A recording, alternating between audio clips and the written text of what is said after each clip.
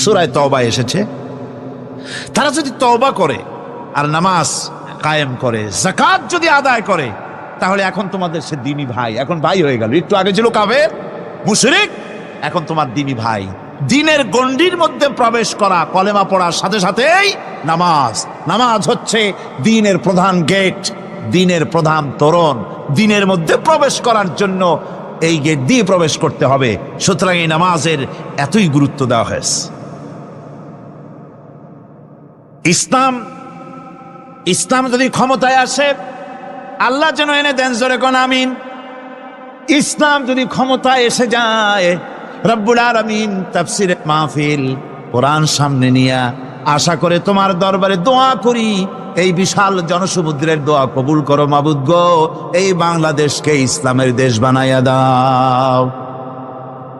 দেশটা যদি ইসলামের হয়ে যায়, আইন যদি আল্লাহর হয়, শাসন যদি সৎ লোকেরা করে, রব্বুল আলামিন কোরআন শরীফে বলেন, তাহলে তারা 4টা কাজ করবে। আল্লাযীনা ইম্মাক্কান্নাহুম ফিল আরদ আকামুস সালাতা ওয়া আতাউজ যাকাত ওয়া আমারু বিল মা'রুফি ওয়া নাহাউ আনিল মুনকার। মুমিনেরা ক্ষমতায় এসে প্রথম যে কাজটা করবে, প্রথমে ক্ষমতা এসেই নামাজ বাধ্যতামূলক করবে। প্রথম কি? ওয়াজ নসিহতে অনুরোধ করা হবে না, বাবাজিরা আল্লাহর রাস্তায় নামাজটা পড়েন না। রেডিও এবং টেলিভিশনের মাধ্যমে রাষ্ট্রপ্রধান অর্ডার করে দিবেন, আজ থেকে বাংলাদেশের 12 কোটি তাওহীদি জনতা, নারী পুরুষ যারা আকেল বালিগ, সকলের জন্য নামাজ বাধ্যতামূলক, নামাজ পড়তেই হবে। এটা অর্ডার। বেলা যখন 1টা বেজে যাবে, বেলা যখন 1টা বাজবে, সমস্ত মসজিদে আজান শুরু হয়ে যাবে। আজানের সাথে সাথে অফিস, আদালত, কল কারখানা, ক্ষেত খামার, শিক্ষাঙ্গন সব ডেডলক হয়ে যাবে। আধা ঘন্টার জন্য বন্ধ হয়ে যাবে। যারা মুসলমান অফিসে, কলেজে, ইউনিভার্সিটিতে, সর্বত্র তারা নামাজের জন্য প্রস্তুতি নেবেন। আধা ঘন্টার ভিতরে নামাজ আর খানা সেরে আবার কলেজ চলবে, বিশ্ববিদ্যালয় চলবে, কল চলবে, কারখানা চলবে, ক্যান্টনমেন্ট চলবে, সেক্রেটারিয়েট চলবে, সব আপন গতিতে চলতে থাকবে। আল্লাহর রহমত, বরকত আকাশ থেকে নাজিল হয়ে যাবে। আর এই অর্ডার যে দেওয়া হবে, নামাজ পড়বেন সেখানে। থানায় যখন আজান হবে, থানায় আজান হয়ে গেছে, থানার স্টাফ, পুলিশ যারা আছে, জামাতে খাড়া হয়ে যাবে, ইমামতি করবেন ওসি সাহেব। এসপির অফিসে এসপি সাহেব ইমামতি করবেন, ডিসি সাহেব তার অফিসে ইমামতি করবেন, মন্ত্রী সেক্রেটারিয়েট ইমামতি করবেন, প্রেসিডেন্ট বঙ্গভবন ইমামতি করবেন, বিশ্ববিদ্যালয়ের ভাইস চ্যান্সেলরের ইমামতিতে সে জায়গার মুসলমান ছাত্র ছাত্রী, শিক্ষক শিক্ষয়িত্রী এক জামাতে নামাজ আদায় করবে। এই যদি হয়, চিত্র দেশের অপরাধ থাকবে। থানায় ওসি সাহেব নিজেই যদি জামাতের ইমামতি করেন, এইভাবে নামাজ আদায় করেন, পুলিশদের নিয়ে জামাতে, ঘুষ আর খাবে তারা? এসপি সাহেবের অফিসে, ডিসি সাহেবের অফিসে মন্ত্রীরা যদি এভাবে নামাজ কায়েম করে, তাহলে কি অন্যায় অপরাধ কিছু থাকবে সমাজে? থাকবে না। সুতরাং নামাজ বাধ্যতামূলক করে দেওয়া হবে। নামাজ বাধ্যতামূলক, সকলকে নামাজ পড়তে হবে। নামাজ হচ্ছে অপকর্মের প্রতিবন্ধক। নামাজ পড়লে অন্যায় কাজ থেকে বাঁচার পর, অন্যায় থেকে বাঁচাই কিসে? নামাজ। আল্লাহ রাব্বুল আলামিন বলেন, উতলু মা উহিয়া ইলাইকা মিনাল কিতাবি ওয়া আকিমিস সালাম ইন্নাস সালাতা তানহা আনিল ফাহশাই ওয়াল মুনকার। হে নবী, এই কিতাব তেলাওয়াত করো, যান তোমার প্রতি অবতীর্ণ করা হয়েছে, এই কিতাব তেলাওয়াত করো আর নামাজকে প্রতিষ্ঠা করো। নিঃসন্দেহে নামাজ মানুষকে পাপাচার থেকে বাঁচায়া দেয়। অশ্লীলতা পাপাচার থেকে মানুষকে বাঁচায় কে? জোরে চিল্লায় কোন কে? নামাজ। এই নামাজ মানুষকে অন্যায় কাজ থেকে বাঁচায় দেয়। নামাজ যে মানুষকে অন্যায় কাজ থেকে বাঁচায়, কেমনে বাঁচায়? আমরা যে নামাজ পড়ি, এই নামাজে তো আমাদেরকে অন্যায় কাজ থেকে বাঁচাইতে পারে না। নামাজি বহুত মানুষ আছে অন্যায় করে, করে কিনা কন? না করে না? করে। নামাজি অথচ অন্যায় করে। আর আল্লাহ বলছেন নামাজিকে, নামাজ তাকে অশ্লীলতা থেকে ফিরায়। তাহলে কথা কারটা ঠিক? আল্লাহটা। জোরে বলেন কারটা ঠিক? অবশ্যই আমার আল্লাহর কথা হক। আমি ভুল করতেছি, আমি যেন কোথাও ভুল করতেছি, সামথিং ইজ রং, কোথাও যেন আমরা ভুল করে বসতেছি, সেই ভুলটা কি আমরা আবিষ্কার করতে চেষ্টা করবো ইনশাআল্লাহ।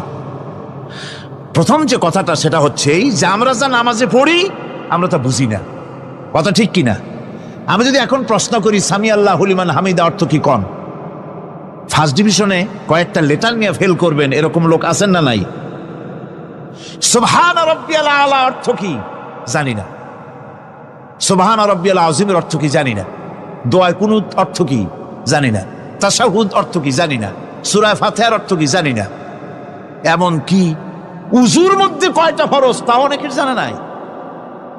কথা কি বেশি বললাম না ঠিক বলছি? একজনের জিজ্ঞেস করলো, মিয়া উযুতে কয় ফরজ? কয় হুজুর কি মনে করেন যে বুঝি জানি না? এটা তো সাধারণ ব্যাপার, বলেন না কয় ফরজ? কয় উযুতে তো 17 ফরজ। কি কি? কয় হাত ধোয়া, পাও ধোয়া, মুখ ধোয়া, নাক ধোয়া, চোখ ধোয়া, জিহ্বা ধোয়া, মাথা ধোয়া। বলতে বলতে গুনে দেখা গেল প্রায় 19টার মতো বলছে। বলা হলো, মিয়া বললেন আপনি উযুতে ফরজ 17টা, কইলেন আপনি 19টা। কয় হুজুর জানি আরো, বলি না আপনাদের ভয়তে। উযু জানে না, নামাজ জানে না, তাকে এই নামাজ কেমনে ফিরাবে অন্যায় কাজ থেকে? কথা বুঝতে পেরেছেন? নামাজে আল্লাহু আকবার বললাম, এরপরে সানা পড়লাম, তারপরে সূরা ফাতিহা পড়লাম।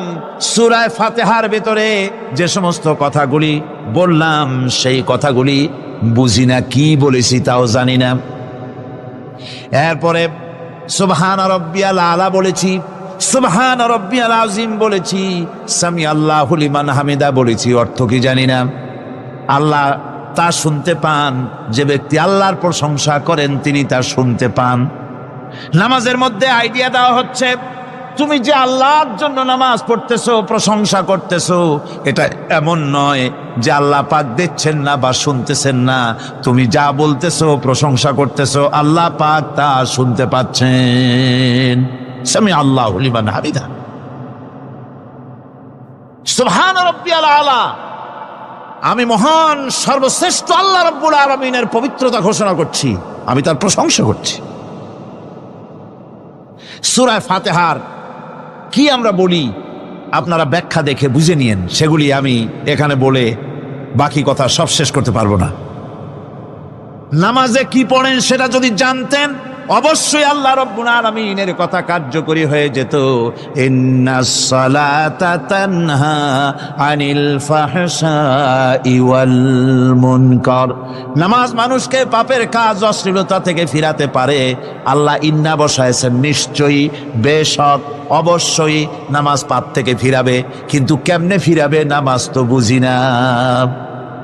নামাজ তো বুঝি না, খালি সেজদা দেয় জনমের মতো। আর সেজদা কি? নামাজে যদি দেখে ইমাম দেরি করতেছে, আত্তাহিয়াত পড়তে দেরি হয়ে যাচ্ছে, পিছন থেকে সিগন্যাল মারে, ঠিক কিনা? বেয়াদব, বেয়াদব। তোমার নামাজ, তোমার আত্তাহিয়াত আগে শেষ হয়েছে, তাতে কি হয়েছে? চুপ করে বসে থাকো। ইমামকে কাশি দিয়া সতর্ক করার অধিকার তোমার নাই। যদি ইমামকে সতর্ক করার জন্য কাশি দিয়ে থাকো, তোমার নামাজ ফাসেদ হয়ে যাবে। এটা ফাজলামি করার জায়গা না, এটা নামাজ। এর নাম কি? ধীরে সুস্থে নামাজ পড়তে হবে। অনেকে মসজিদটারে মনে করে জেলখানা, ঢুকতে যত দেরি, বেরোতে পারলে যেন বাসে যান ছটফট করে। সিনেমার মধ্যে গিয়ে ঘন্টার পর ঘন্টা বসে থাকে, খারাপ লাগে না? মসজিদে কেরাত যদি একটু লম্বা পড়ে, পিছনে বসে খালি কি যে করে মনে মনে বলতে থাকে যে ইমাম এমন কাঁচা ছাড়া ছাড়ি না। আর গান যখন শোনে শুনতেই থাকে, কত মজা, ঘুম আসে না। নউজুবিল্লাহ কর। সুতরাং নামাজে কি পড়েন সেটা আপনাকে বুঝতে হবে। সঠিকভাবে নামাজ পড়ার পরও যদি কোনো মানুষের সঠিকভাবে, ভালো করে শোনেন, সঠিকভাবে নামাজ পড়ার পরেও যদি কোনো মানুষ